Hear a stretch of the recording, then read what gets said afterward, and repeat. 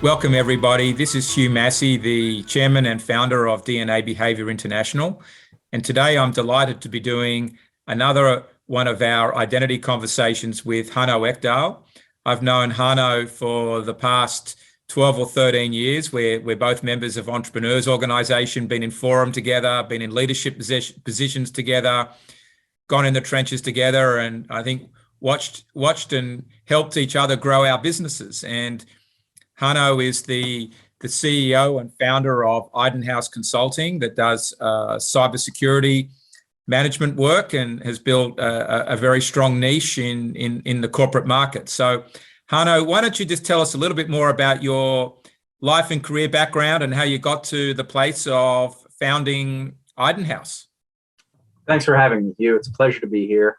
It's funny, it occurred to me as we're talking, you mentioned identity, and part of the cybersecurity we do is identity management from the digital side, about creating and aggregating all the rights that someone should have.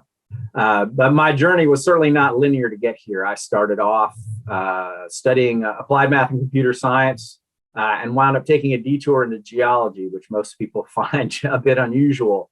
But the thing I learned about myself in studying geology, what I really liked was solving complex problems and also bringing multiple disciplines together. I think that's the thing about geology that appealed to me. It's chemistry, it's physics, it's things that are unique to geology like mineralogy, and mapping, of course, is part of that. I worked as a geologist for a few years, went back to school, got my MBA, focused in international business, and really got back into technology. I always had a hand in technology through my science years, but really got back into it proper. Worked for Cambridge Technology Partners, which was then acquired by Novell. And once we were acquired by Novell, I got more and more technical, and that's really where I started cybersecurity. So I moved out of the business IT interface exclusively, and then moved into the business cybersecurity dimension of my consulting career. This is the third company I've actually founded, and we've been around about 8 years now, and it's been just an incredible journey. So what got you into the cybersecurity part? Because really, you got into that pretty early on in the life of cybersecurity in a way. Absolutely. So I think that for me, it was just being in the right place at the right time. It was a bit of that, right? So we were coming out of the dot-com consulting era, and everyone was concerned about new business models, getting away from bricks and mortar, putting everything online.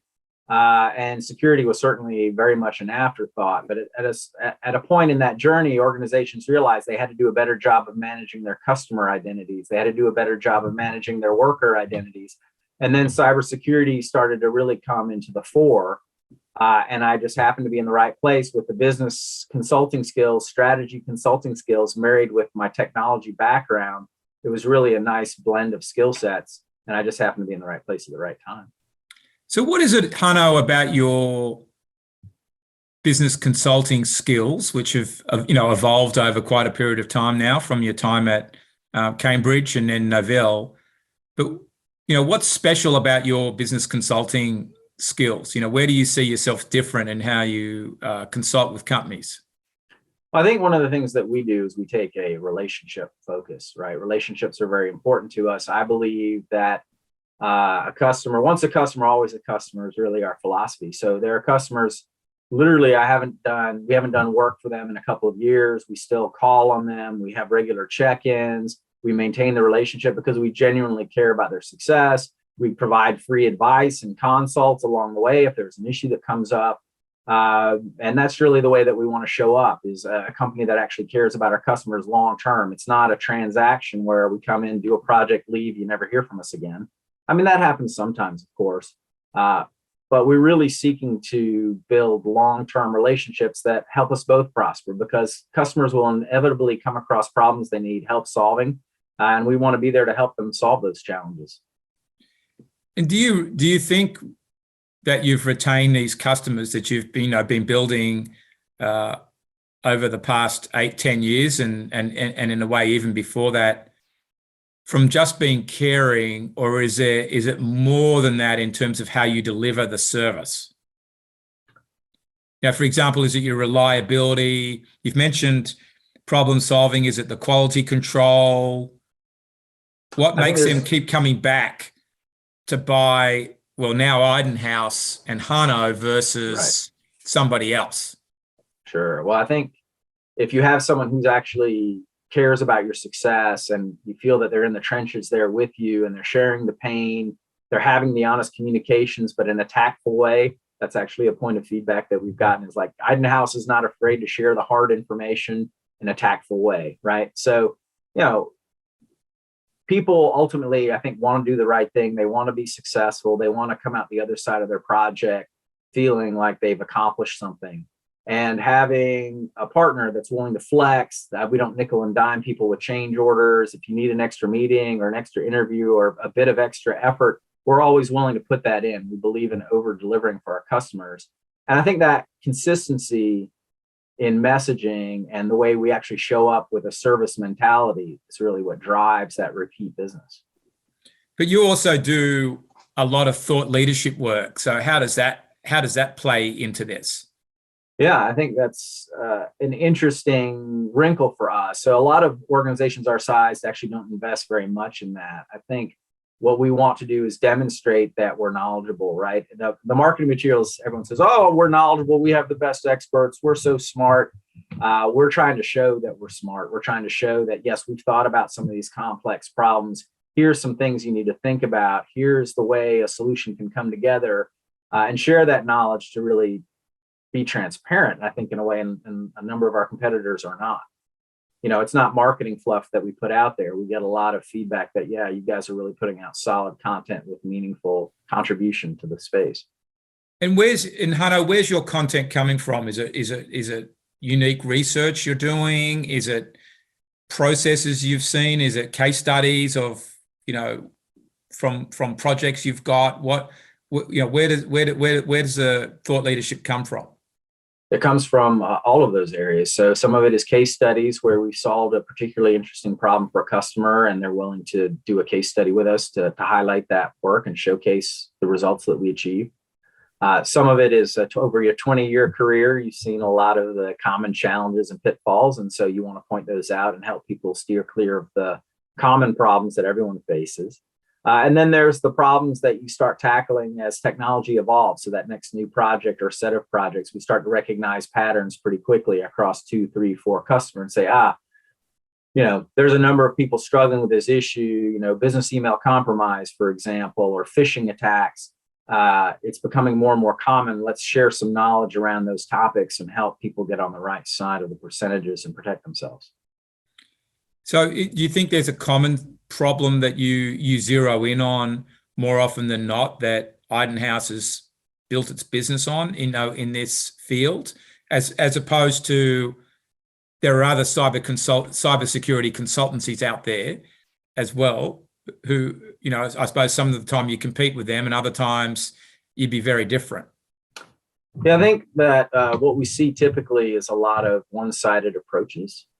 People look at everything as a technology problem. We approach it with a more of an open mind that it's going to be a combination of people, process, and the technology and how they come together. We like to interview business stakeholders and understand their pain points.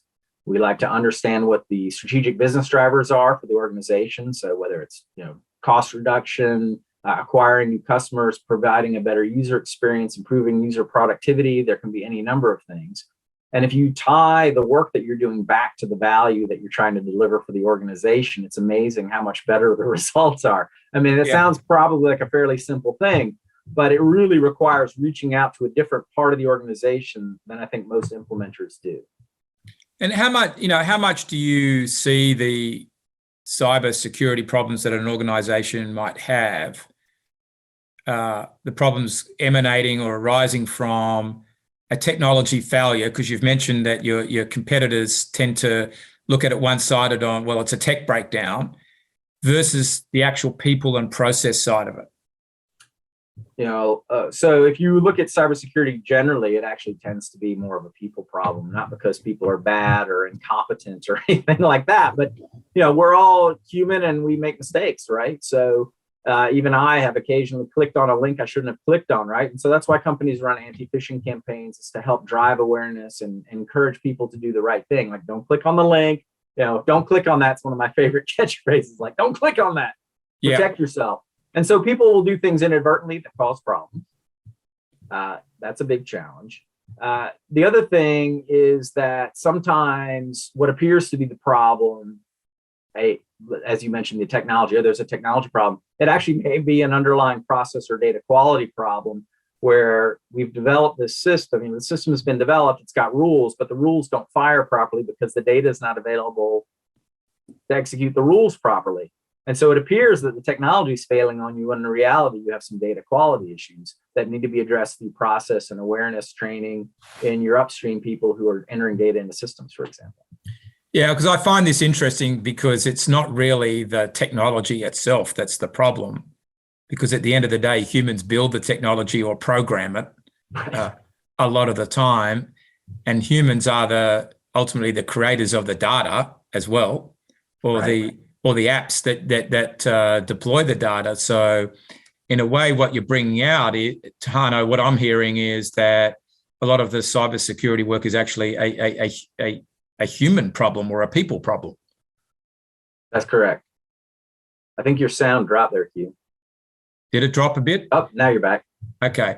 Yeah, so it's you see it as what I'm hearing is we see that the cybersecurity is really more of a people problem than it is directly a technology problem. Agreed. I think one of the interesting things, we've gotten into more and more policy work, right? So the idea is let's define our policy to make sure that our users know what they can and can't do, right? Acceptable use policy of the network, how we're going to do vulnerability and patch management, on and on and on. The challenge is that if you don't phrase the policies right and you make the system so rigid it becomes unusable, people will just circumvent the policies and do things the wrong way because they can't be effective in accomplishing their tasks, right? So there's a human dimension even in defining security policies and processes. The system still has to be usable at the end of the day, right? The security measures have to be well thought out and they have to be designed into the system so that people adopt them. Because if they don't, you've lost the war because you've gotten so focused on this rigid policy and process, you've lost sight of the fact that there's an end user out there who has to come along with you. And do you think that your competitors are focusing on the policies and procedures side of this as much as you guys are? I think organizations our customers are, they recognize that need, but I don't see, there are certainly competitors of ours that focus on the policy, but I think it's much more rare. Most organizations want to focus on the technical implementation of the systems, right? Most of the consulting organizations want to do that, yeah. Correct. Yeah. Yeah, but they're more focused on a technology or a set of technologies they want to help you implement. Because they've got a vested interest in them. Yeah, exactly. They have close partnerships with maybe some of the larger vendors. There's certainly tons of implementation work going on out there. And in fact, we partner with a number of the implementers to provide compliance and policy services on top of their technical services. So we're finding some good traction there. Yeah, so you don't have those relationships with a particular technology that needs to be implemented. You're a neutral player.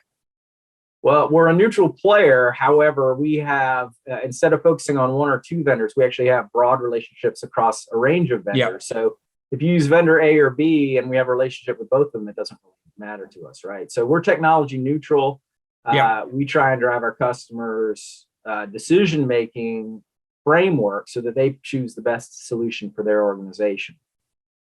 And it seems that you're doing that around the policies and procedures, and having the right policies and procedures in the organization seems to be a big driver, and addressing the people issues.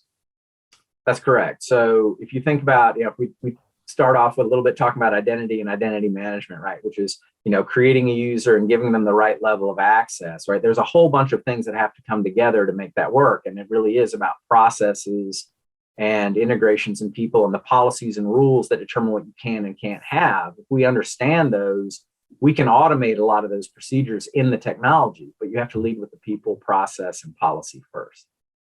Yeah, because nearly every situation I've seen where there's some breakdown in these areas, and obviously I don't see as many as you, but has been the internal controls around people and the failure to follow a policy or procedure. Yeah, that's where things get off the rails fast, right? People doing things outside that they shouldn't. And then you think about now that we've had the perimeter, as they call it in cybersecurity, the perimeter, right? Where you have all your servers and everything internal, and then everything bad is outside your network. It's untrusted, right? Well, now everyone's on the cloud. People are working from home. They have their own devices. Policy is more important than ever, man, because if you don't have good policies and people don't know that, yeah, if I'm going to use my home computer to access the corporate network, I need to have a virus scanned and have it patched, and I can't be running an old operating system, then you've just increased the number of vulnerabilities by 1,000 times, and it becomes unmanageable. So let's just take this forward into your business DNA discovery, and you completed that some time ago, just through our relationship. But I know that you use it in Idenhaus. And just for our listeners, Hanno is a stylish thinker. So there's a couple of dimensions there. Hanno likes to connect with people. So he is a people person, but he's also extremely planned, structured. So that's something that's, an important dimension of this. So in a way, it's, making a very good impression, implementing things well, so it's perceived well by people, would be something that is important for the stylish thinker. But Hanno, just tell me a bit how you found the business DNA discovery for you, your self-awareness, influencing how you do things inside Idenhouse. I think one of the things that was helpful for me was understanding my communication style and the impact that I could have on my colleagues. So showing up, I'm able to organize thoughts. I'm good at creating presentations. I'm good at leading someone from having no understanding of a topic to understanding it well on the other end, even if it's fairly complex. I've had received over my career some feedback along those lines, but I think the business DNA really solidified that for me. So there's certain areas like strategy type consulting engagements where I play very well. Like I'm able to articulate the ideas to a business audience as well as a technical audience. I think that's, putting it together, if you think about it, you're talking about the ability to have the big vision as well as getting into the details. So the technical people like the details and the business people like the big vision, and I'm able to do both. And that for me has been a huge asset in my career because I am able to share the big ideas, talk about them convincingly, understand the overarching themes and objectives, and also move all the way down into the details to tie it all together for the technical people who might have otherwise gotten lost on the way. Yeah, because it seems that the structure plays out well for you in that people can follow the strategy because you bring a structure to it and help them connect the dots between here's a vision, but it's got to, at the end of the day, it's got to be executed. It seems to me that's a pretty big strength for you. It is. So what we like to do on the back end of the strategy, or as a sort of a final takeaway, is an implementation plan. We call it a roadmap. So you have this roadmap that lays out, here's all the bits and pieces that have to come together, the different work streams, the projects within those work streams, dependencies between the work streams to actually realize the vision that we've laid out on the business strategy side. So it all has to come together. And I think giving people an action plan and a direction makes it successful. It's something you can actually take action on and implement. It's not just some And Hanno, how does that play out with the design of the policies and procedures for the organization? Because obviously you've got to take the strategy and the strategic plan, getting that detailed out, the action plan. But it seems like a big deliverable that you guys at Idenhouse, bring to the table is the policies and procedures part. Yeah, so that's that really would be a follow-on piece right after the strategy and roadmap. So one of the things that is different about us too is we do focus on the governance dimension, right? So one of the things that we think about as we build our strategy is, okay, what are the decisions that need to be made in order to operationalize this solution, right? We need to define certain standards. We need to make decisions and trade-offs that may upset one department over another. Somebody has to make those decisions. So how do we form a body of leaders in the organization, the customer organization, that can make those decisions? What's their purview?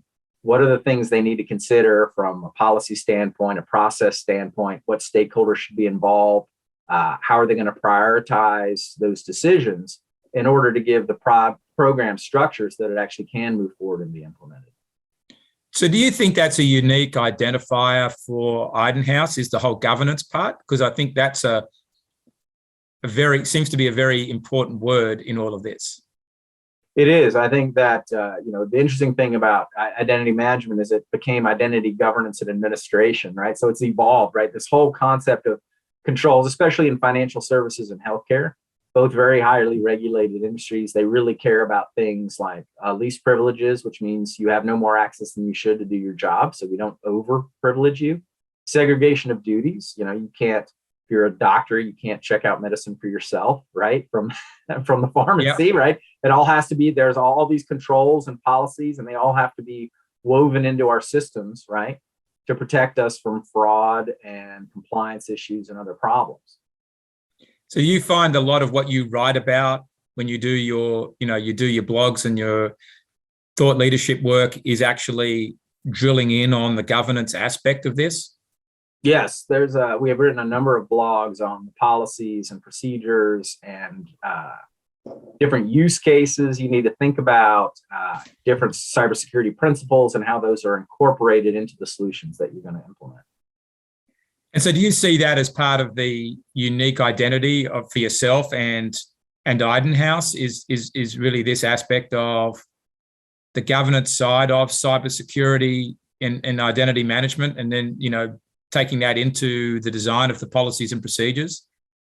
Yeah, so the governance really is rooted in the business more than anything, right? They're trying to realize certain risk management goals, right? So there's risk within your technology, but then there's broader risk. If you think about it like a lender, right? They have underwriters, right? And the underwriters are supposed to do a good job of assessing everything to make a decision. Should we give this loan or should we not?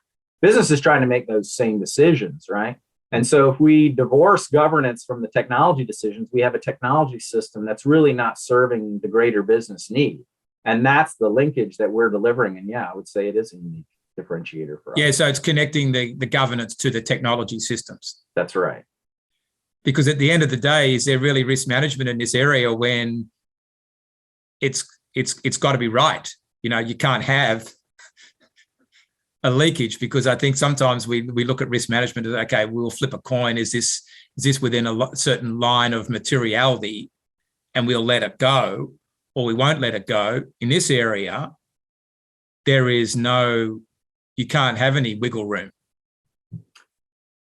Well, I think, certainly within your core business systems, your sensitive systems, some people call them the crown jewels, right? These are the systems that have intellectual property, customer data, credit card data, other healthcare data, right, that you want to protect.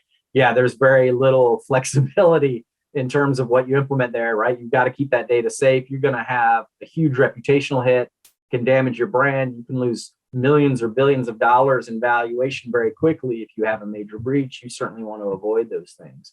So, the thing is, it's very tempting to want to solve a problem by focusing first on the technology, right? It's kind of like starting to build your house without having a blueprint, but it makes much more sense to think about the security model you want to implement as part of that technical solution to make sure that you're keeping security in the design from day one and not trying to bolt it on later when it becomes twice as expensive and probably won't function properly. Yeah, so do you see if we sort of turn this to your identity, and I think that's also tied to Idenhouse in some way, it always is, sure. But security governance as being how you would be remembered as a, leading provider of security governance systems or methods or policies? Yeah, so I think that if you're talking about providing quality solutions to complex problems, you can't take shortcuts, right? Yeah. We want to see ourselves as the people who are focused on quality for our customers, that we're delivering holistic solutions that incorporate the governance. So it's not only the sound technical implementation, it's thinking beyond that and weaving the governance, the controls, the risk management, and the policy thinking into the solution, right? So it's really pulling those together in a matrix integrated way that a lot of our competitors are just not doing. Yeah, I think I've learned a lot today about what you're doing, but I shouldn't be surprised when I look at your business DNA and being, extremely structured, but also, what we call anchored, but that's really working with processes and ensuring that they all work and there's nothing broken in the line to making it right, being uncompromising with the details and the policies and procedures. That's normally what anchored people are, as opposed to someone trying to invent a new policy and procedure every day. I think you've seen that before, probably with others that you've worked with. And when you do that and you're always tinkering with something, it doesn't work out. And being ruthless about the details, that seems to be a big strength. Yeah. So, if I think about process mapping, you sort of mentioned that. So a lot of organizations really don't understand their processes, right? They work, they know they work, but they don't realize how much people are doing outside their systems, how many workarounds may exist in order to have a smoothly functioning process from A to Z, right? And so part of the process that we go through is saying to our customers, look, we're going to try and automate this. We want our processes to work seamlessly with our technology. We have to invest some time in understanding those processes. And it's interesting because you get all the different stakeholders involved and they're all learning at the same time that you're learning. Like, oh, I didn't know we did that. Oh, is that really what happens there? I always wondered about that. And we actually have to go through multiple iterations where we create the document, we show all the steps, we go back, review it again, like, well, that doesn't really happen that way. Or really Bob's team, which is this other team, gets involved here. We forgot to mention that last time. And so there's this iterative process to get all that information out. And once we have that, we can really make good decisions about how it integrates with the technology and drive success for the program. I like the word mapping actually in all of this. Do you see that if an organization, say relatively large organization, was wanting to hire another board director or an advisory board director and you were the candidate, that a key role that you would play on that board, because I think, a lot of boards now have audit committees, or they've always had audit committees, but really now they've got to have, and even EO we're in, has got a governance committee, but really, some sort of technology governance committee, someone that can oversee the governance process mapping, from a tech perspective and a cyber perspective. Do you see that's where you would fit? Oh, I think that would be a great place for me to play. So if you think about the business impact and what are the risks and how do we mitigate the risks, those conversations for me are a lot of fun. Like, I'm very interested in understanding what the risk is to the business and the business side of things, but then also how that actually translates into the applications themselves, and what controls we have in place, and are they sufficient? Because that's where from out of this conversation, Hanno, that's sort of really where I'm seeing you stand out in a way. Your X factor is the governance process mapping, where you can take the vision of the organization, its business strategy, look at all the technologies it's got, all the people it's got, where are the policies and procedures defunct, where's their good or bad data, and pull all that together and then wrap it up in a properly packaged, set of policies and procedures for the organization to run by, so that it's completely seamless in this. And I think the ability to map all that is a pretty big strength. Agreed. Yeah, no, there's a lot that has to come together. I think the thing is we're able to provide structure around the unstructured, right? The processes function, but people don't really understand them. They know they need policies, but they're not sure how to define them or how they tie back to the processes themselves. Yeah. How usable they are, and whether they're achieving the risk management goals. And so we're able to take those abstract concepts and make them concrete. Yeah, I think putting structure on the unstructured is another important facet of this. But the mapping part, I think, in a way, is where you tie it all together in a bow. Yes. And make it tight. Yeah, absolutely. Yeah, all those things have to tick and tie on both sides and work together.